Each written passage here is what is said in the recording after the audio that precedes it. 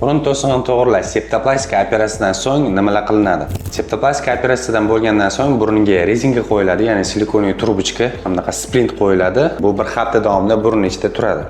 Oldinga o'xshab 2 metrlab bintlet qilmaydi hozir.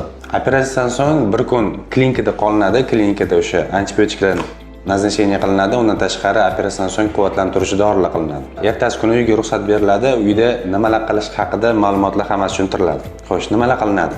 Antibiotik davom etkazish tushuntiriladi bir hafta davomida. Undan tashqari moy tomizib turish tushuntiriladi. Eng g'alanisi farqi yo'q buni. Aptechniy moy bo'lsa bo'ldi. Bodom yog'imi, zaytunmi, shaftolimi farqi yo'q buni. Yog' tomizgandan so'ng fizrasvorda yuvish tushuntiriladi. Fizrasvorda qanaqa xoliseli shpritsda, xoliseli dolfinda yoki burunduk degan har xil, kisil degan har xil moslama bor, burun yuvishga qulay bo'lgan. Shularda yuvib turiladi. Bular nima uchun? Mana silikon trubochka ichi to'lib qolib nafas olishga qiynalmaslikligi uchun.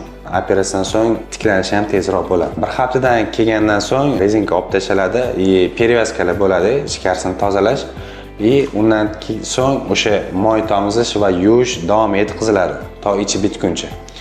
Bunga qo'shimcha endi maz qilinadi, bepantenmi yoki shu dexmantinol sostavli любой maz bo'ladi. Bu nimaga kerak? Moy ichkarini yumshatish uchun ko'rkalar har xil ko'rkalar yig'ilishi mumkin. O'sha ko'rkalar yumshatish uchun va yuvganimizda ko'rkalar chiqishi.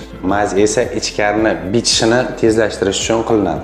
Operatsiyadan so'ng reabilitatsiya to'liq tuzalish taxminan 2-3 hafta deb olamiz, chunki organizmda har xil, kimlardir 2 haftada, kimlardir 3 haftada bitadi. Shu 3 hafta davomida ko'rkalar hammasi tushadi, reabilitatsiya to'liq bo'ladi, ya'ni nafas olish 100% tiklanadi. O'zi nafas olish splint olingandan keyin shuni sezasizlar, qanaqa ochilganini, burun 100% miyaga qanaqa kislorod yetib borayotganini shuni sezasizlar. Bu bir haftani o'zida sezilasizlar bu narsa.